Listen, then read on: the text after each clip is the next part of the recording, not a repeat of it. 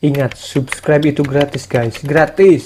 Jadi nggak ada salahnya untuk klik tombol subscribe. Sekali lagi, subscribe itu gratis. Number 3, sigit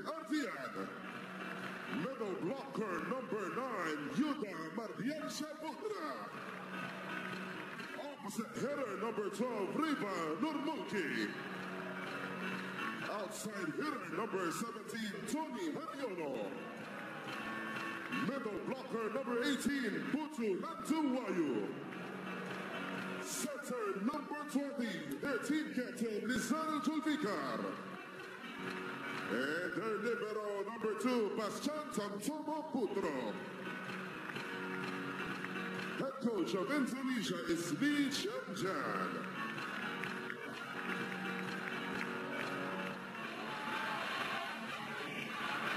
The reaction of the crowd only tells us one thing.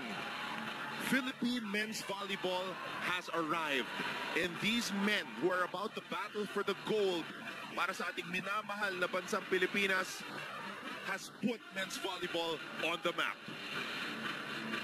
History in the making that took over 4 decades to happen, and they are in the midst of what they were able to establish with that win over Thailand.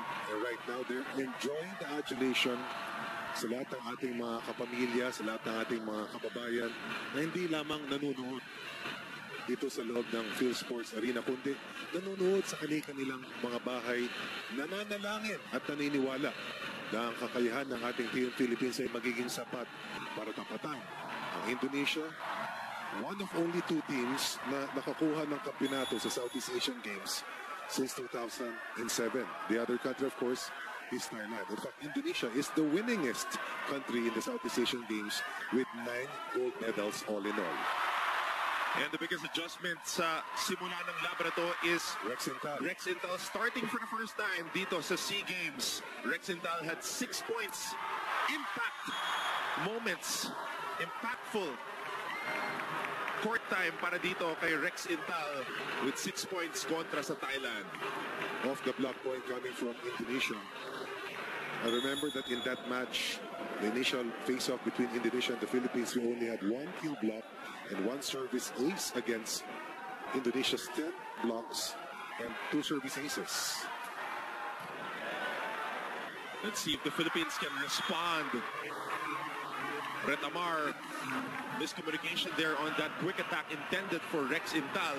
Rex Intal only played against Thailand, did not see action in the first 2 matches, scored 6 points. Retamar has been on fire even during the time that we played Cambodia, and is one big reason why the Philippines is in this gold medal match versus Indonesia tonight. Espero showing us some very steady reception from the back row, but Indonesia with Doni getting on the board, responding with authority. 3 in a row for Indonesia, and that's against a 3-ball block. 2 attack points, 1 error for the Philippines to give Indonesia a 3-point lead. Well, Espejo not only had 20 points versus Thailand, he also was 12 of 27 sa kanyang excellent receptions.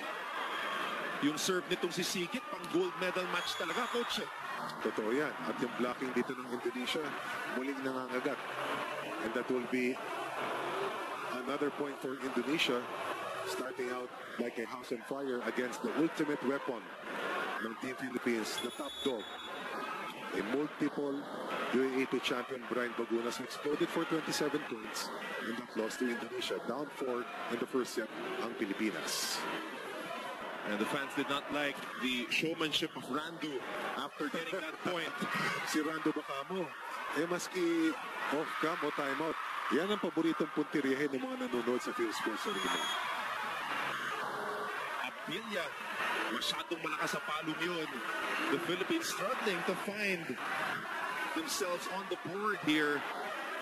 Silipin natin itong palo ni Apilia. Right. Iniwasan yung mga blockers. The second attack error for the Philippines. This will be an early timeout for Coach Dante Philippines. Some jitters probably right now para sa ating mga manlalaro, and hopefully we can snap out of it as quickly as possible.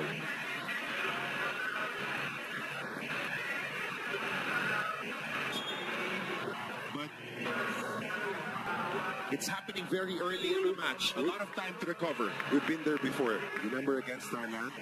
We erased 3 match points in the 4 sets alone, in the 4th set alone, before once again responding in the 5th and final set, erasing 1 more match point, and coming back from the grave to win the match in 5 sets. But Indonesia is playing with so much confidence, and they've also beaten us already in our initial matchup. Finally, a point, a cross-court delivery coming from Abdilia to stop a 5-0 run by Indonesia. And Brian Bagunas will head to the service line to try to continue what Abdilia has started. Bagunas straight to the net. A third error for the Philippines out of the 6 points of Indonesia. Dalawang attack errors at isang service error. And the rest are spikes or kills for Indonesia. At randu, ang paborito ng mga nanunood dito sa Phil Sports. Public enemy number 1. You have to say it. Marcus Pero exploding and detonating both points of the Philippines via cross-court winners. Earlier, it was Brian Bagunas, or rather Abdilia. Now it's Espejo scoring against the double block. Espejo had 20 points on a 19 of 45 clip versus Thailand. Espejo averaging 17.8 points per match in these SEA Games as Doni tallies his second point of the contest. Doni in that initial game versus the Philippines, 16 of 25. Doni had 18 points, second leading scorer for Indonesia versus the Philippines in a match they played last December 6th. Rivan with that familiar heavy serve. And look at Bagunas and Espejo go to work. Pinalik ni Espejo ang bola. Puntos para sa Pilipinas. The dynamic duo for the Philippines. Sila ang kumakarga sa opensa ng Pilipinas. Subalit tinulungan ng gusto ni Kim Malabunga, ni Abdilia, ni Rex Intal. Doon sa nakalipas na laban, of course, with the leadership nitong si Joshua Ratamar, and another 2-point run for Indonesia puts us once again down as the overall champions in the 38th edition of the Southeast Asian Games. But how nice would it be to bring home the gold in this sport, something we have not done in the history of the Southeast Asian Games. At 1977 pa tayo unang sumabak dito sa volleyball. Yun din ang kaisa-isang taon na pumasok tayo sa gold medal match. Another good serve para dito sa Indonesia. Over-received ng Team Pilipinas. Pinakamalaking kalamangan hawak ng Indonesia, a 6-point lead. Now down to 5 on that service error. And Indonesia has been giving us a taste of our own medicine sa panimula ng laban na to. The Philippines averaging 11.3 blocks per contest, ng Indonesia 7.5 lamang. But baliktad ang sitwasyon dito sa opening set. Oh, quick attack from the middle by Yuda. Very composed, extremely confident.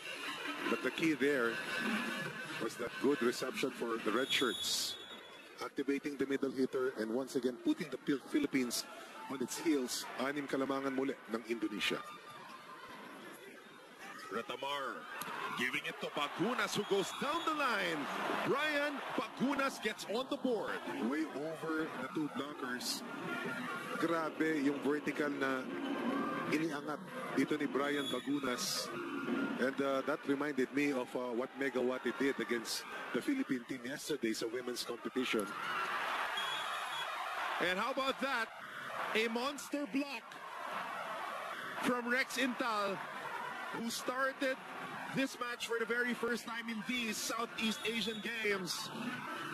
Absent in the first 3 matches, 6 points in that win versus Thailand. Getting the starting net today, but Kim Malabunga was spectacular and suddenly was a household name for the entire country. That win versus Thailand commits a service error. Kalamangan na nanatili sa 5. Ang ganda ng maagang puhunan dito ng Indonesia laban sa Pilipinas. 11-6 in favor of Indonesia. Back row attack.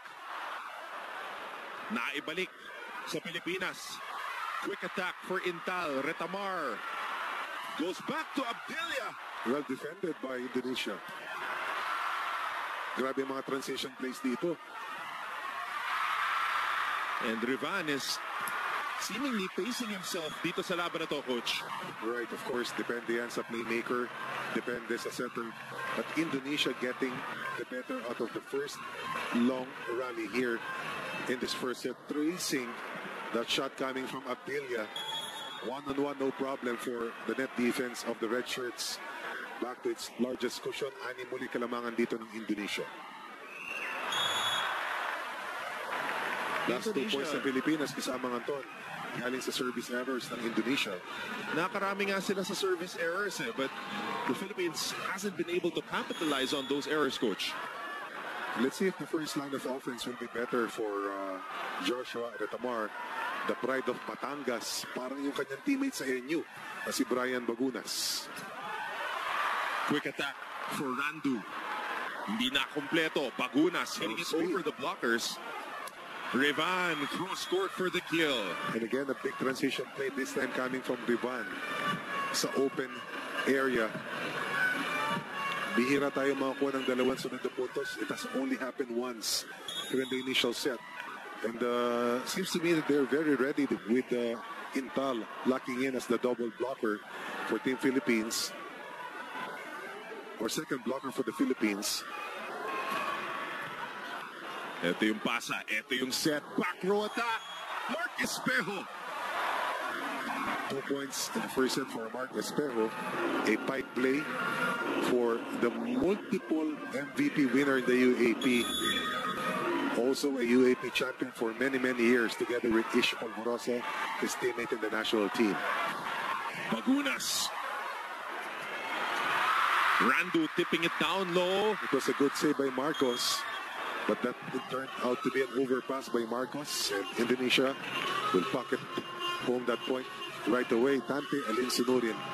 What a year he's had in 2019. NU Bulldogs back at the top of the mountain in the UAP. And then taking the national men's team to this gold medal match versus Indonesia. Imagine 7 straight years in the UAP finals and 4 championships. Espejo. And a block. Second for the Philippines in the set. Espejo working double time, not just in receiving, not even just in attacking, but look at the way he closes the wall together with his former Ateneo teammate Rex Intal. A two-way player, a certified workhorse for the Philippines. Lead is at 5 for Indonesia. Back set. Rivan rising up, but he knew it was off the mark. Kung kanina sa service line lamang sila nagkakamali, dito sa kanilang atake, finally, they have committed a miss hit. We have breached the 5-point barrier. Kalamangan ng Indonesia is now at 4. It's a back set for Rivan. Pinabawi agad, Coach. And he will not miss 2 in a row. We know about that fact. And Rivan against the Philippines or against Myanmar also exploded in terms of scoring. And an ace. Indonesia looking like the team that hasn't dropped a match and dropped these 30th. Definitely scored 24 points against us. 24 of the 82 points of Indonesia, meaning 33%. Contributed by Rivan in our very first meeting. Also scored 17 points out of the 75-point output that they registered against Myanmar in that Final Four crossover match. And that was the only match that he scored below 20 points. Kasi tapos agad eh. Samantala, Malabunga and Retamar collaborating for that monster block. 1 block for Intal, 1 block for Espejo, 1 block for Kim Malabunga. For as long as we defend, we will stay afloat. But I believe that was Joshua Retamar who in the game against Cambodia accounted for 6 of the Philippines, I believe, 11 kill blocks. Coach, ang kailangan magparamdam dito si Kim Malabunga. Nagparamdam ng bahagya sa depensa. But that time around, beaten by the middle hitter ng Indonesia. 17-12. Bagunas gets the ball in the air. Espejo. I like the teamwork of Bagunas and Espejo. played against each other for so many years in the AP. Did not have a chance to play together in the 2017 Southeast Asian Games. But now this Dream Team roster is making full use out of the last 8 months, bringing out the best in each other, priming themselves for a possible gold medal finish. Toss to the middle, finish by Yuda. Yung kapitan ng Indonesia, ang tibay, and his ball distribution has been excellent here in this opening set. Yuda did not score against the Philippines in that first encounter. Full of confidence, we need to stay close to Indonesia. Once again protects a 4-point lead and builds a 5-point advantage. Espejo scoring again. Espejo now with 5 points here in the match to lead all scores. That's over 30% of the total output of the Philippines. Espejo led the way against Cambodia, over 20 points, backed up by Brian Bagunas. But after the first game, it's been Brian Bagunas all the way as the top scorer for Team Philippines. Excellent rejection. That was Intal denying Randu. Retamar gives it back to Intal. Two-way play for Rex Intal. First, return to center, and then that middle hit. 4-point barrier has been breached. The Philippines has awakened after a slow start. And now we have come to within 3 as Malabunga will serve this one up. Sinigurado ni Kim. Rivan from the back row. And again, Rivan scores when they need to. Rivan Nurmukti, 19 of 37 versus the Philippines. Rivan against Indonesia, 17 of 26. My goodness. Halos hindi sumasablay.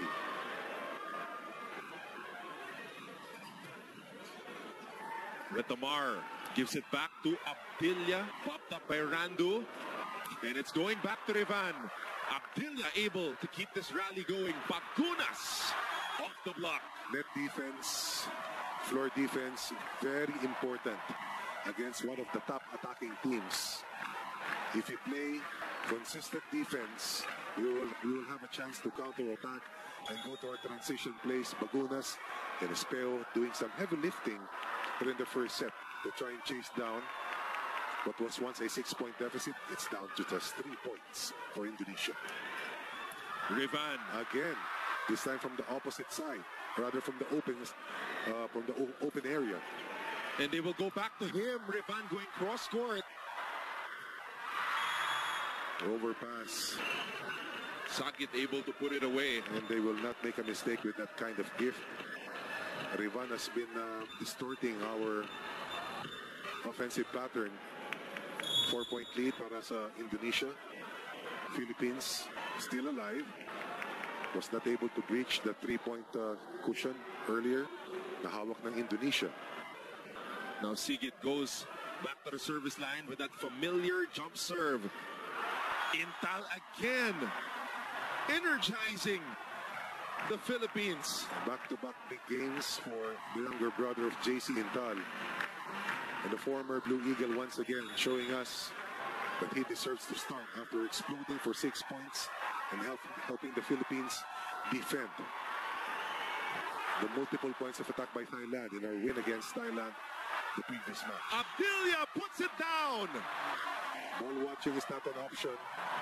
Abdillah, Espejo, Brian Bagunas have been alternating helping out the offense of the Philippines, but then initially that was the block coming from Espejo that kept that ball alive, and the Philippines is now down by just 2 points. And head coach calls a timeout. Men's competition. Bagunas loads up the bazooka. Ooh. Too much.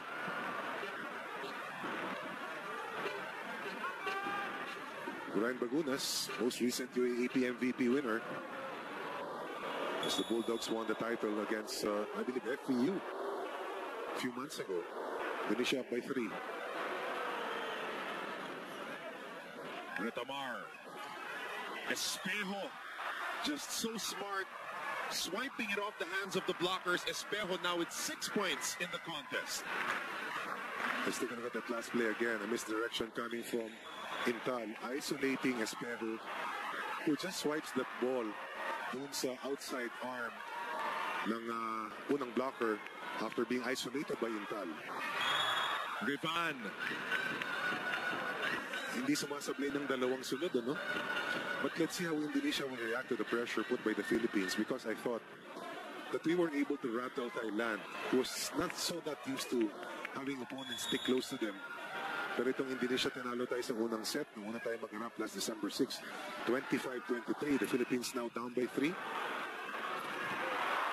Take that down by 4, 23-19. That's too much for Yuda. And now Coach Dante calls a timeout as Indonesia is just to pump in, aside from that one service ace na itinulong niya para sa Pilipinas. Espejo. Again, off the block for Espejo. Time and again, Retamar connecting with Mark Espejo, the pride of Marikina. It was a 3-1 run earlier para sa Indonesia. The Philippines with one final push here in the first set.